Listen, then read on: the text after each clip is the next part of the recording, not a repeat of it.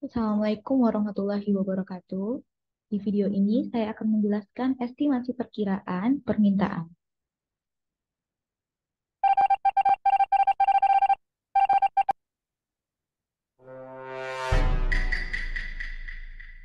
Baiklah, perkenalkan terlebih dahulu nama saya Rizka Zahira, NPM 21071, berasal dari Universitas Baitur Rahmah, kelas Ekonomi Manajerial B.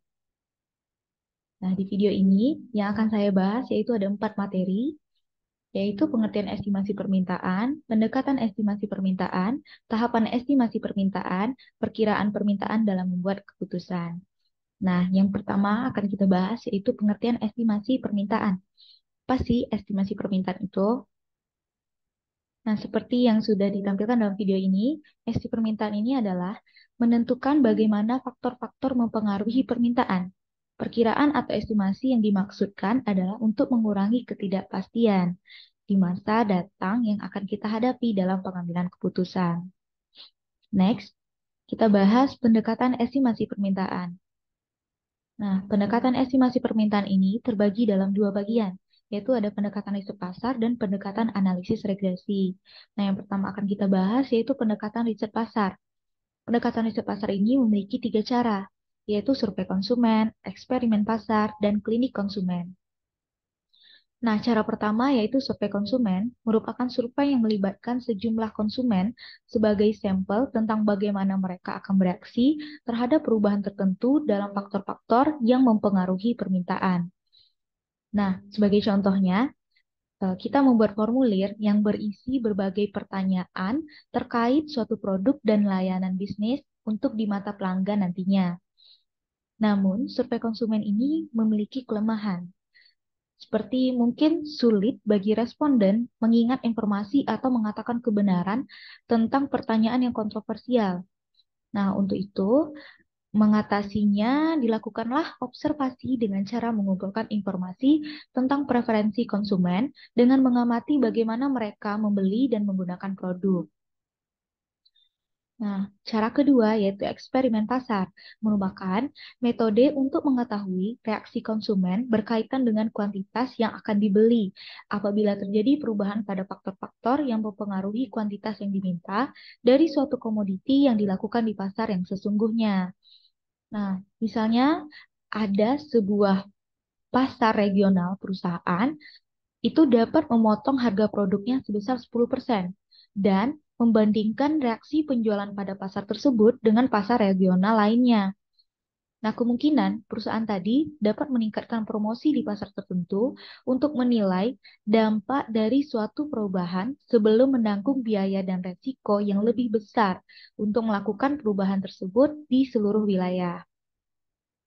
Next, ke cara ketiga yaitu klinik konsumen, merupakan eksperimen laboratorium di mana sejumlah partisipan diberikan sejumlah uang tertentu dan diminta untuk membelanjakannya dalam suatu toko simulasi dan melihat bagaimana mereka memberikan reaksi terhadap faktor yang mempengaruhi permintaan.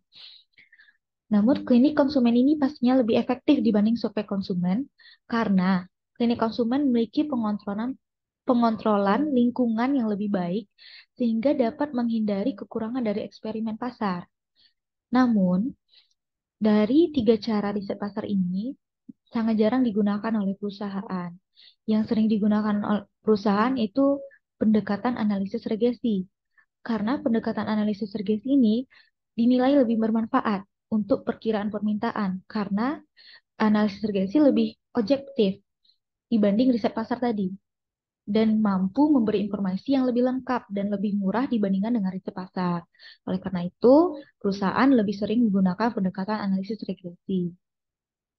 Next, kita akan membahas tahapan estimasi permintaan dengan analisis regresi.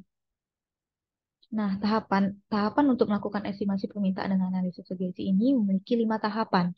Yang pertama, kita tentukan model permintaannya.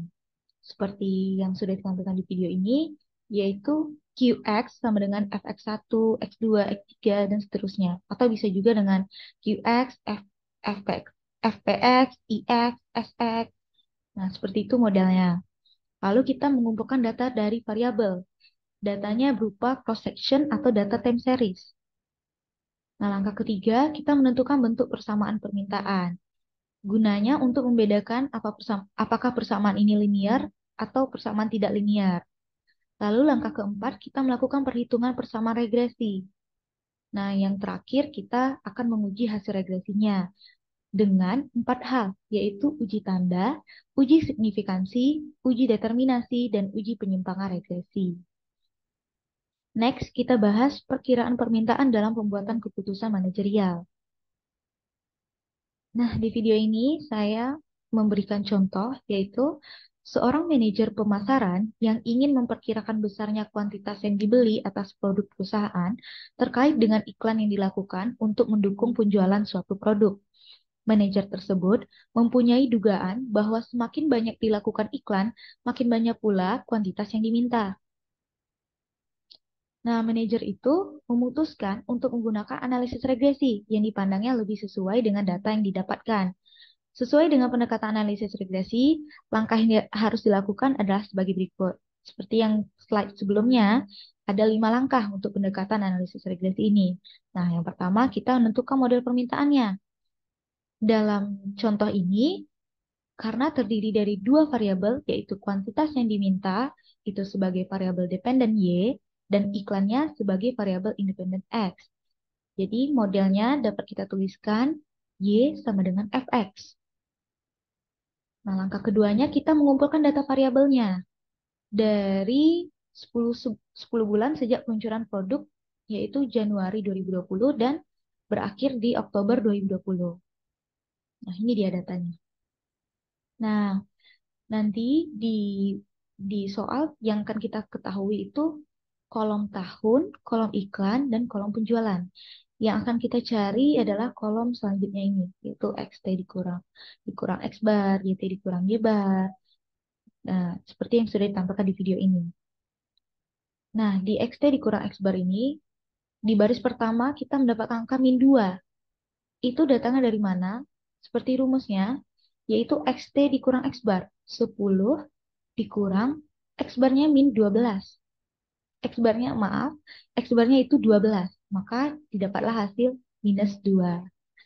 Nah, X barnya 12 itu tadi didapat dari total seluruh XT ini, yaitu 120 dibagi dengan jumlah datanya yaitu 10 bulan tadi, 10, maka 120 dibagi 10 dapatlah X barnya 12.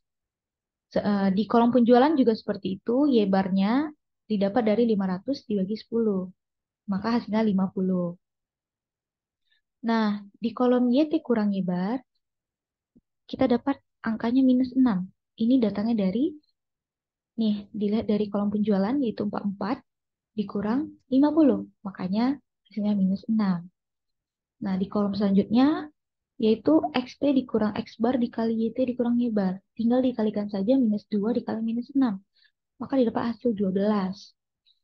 Nah, di kolom selanjutnya yaitu XT dikurang X bar dikuadratkan. Berarti dari kolom ini, XT dikurang X bar lalu dikuadratkan, yaitu minus 2 dikuadratkan, minus 3 dikuadratkan, minus 1 dikuadratkan. Maka dapatlah hasilnya 4, 9, 1, dan seterusnya. Nah, jangan lupa kita jumlahkan totalnya. Seperti ini tadi di XT kurang X bar totalnya yaitu 0.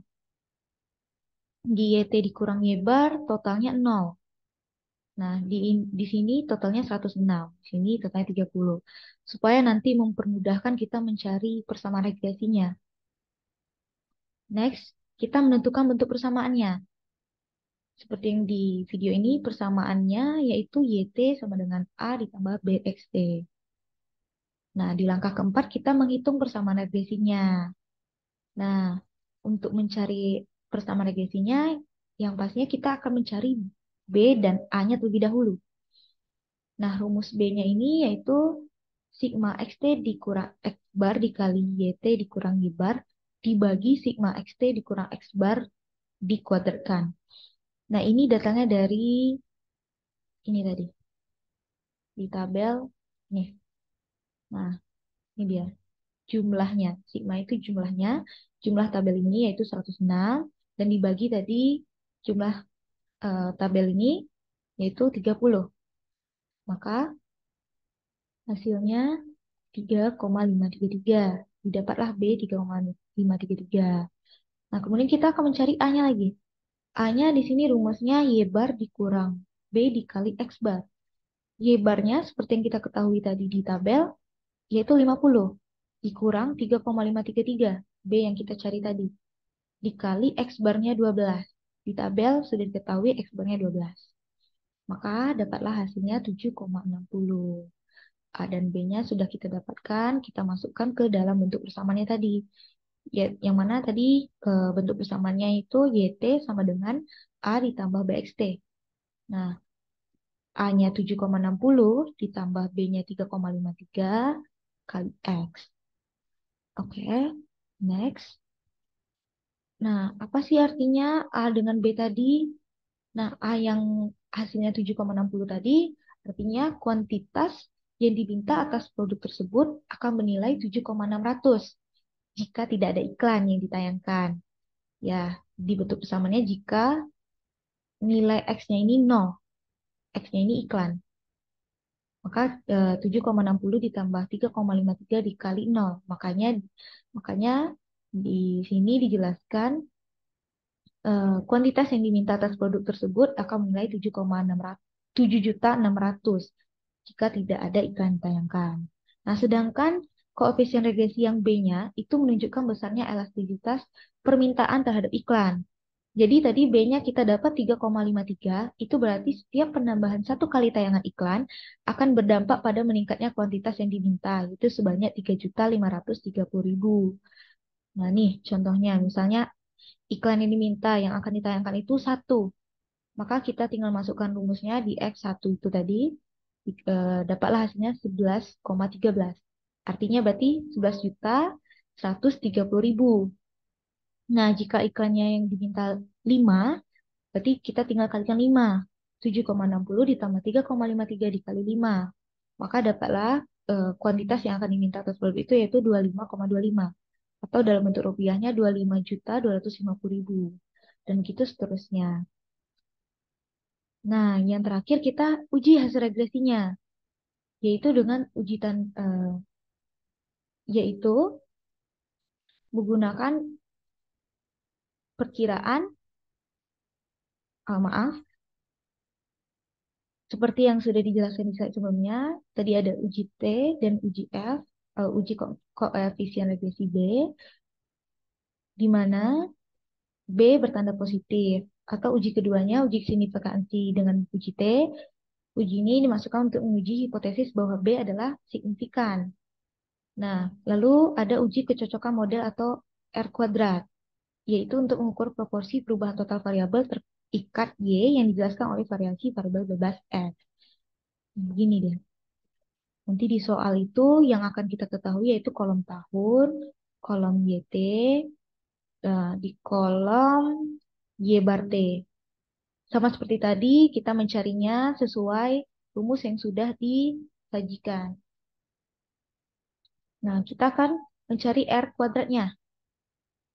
Nah, R kuadrat ini rumusnya yaitu sigma Y bar T dikurang Y bar, lalu dikuadratkan, dibagi sigma YT dikurang Y bar T dikuadratkan. Yaitu 373,84 dibagi 440. Dari mana datangnya? Dari tabel ini tadi. Nih, total dari ini, tabel yang ini, 373,84 dibagi dengan 440. Maka dapatlah hasilnya 0,85. Kita berubah ke bentuk presentasi, kita kalikan dengan 100%. Maka dapatlah 85%. Yang berarti 85% dari variasi total dalam penjualan perusahaan dipengaruhi oleh variasi dalam pengeluaran iklan perusahaan.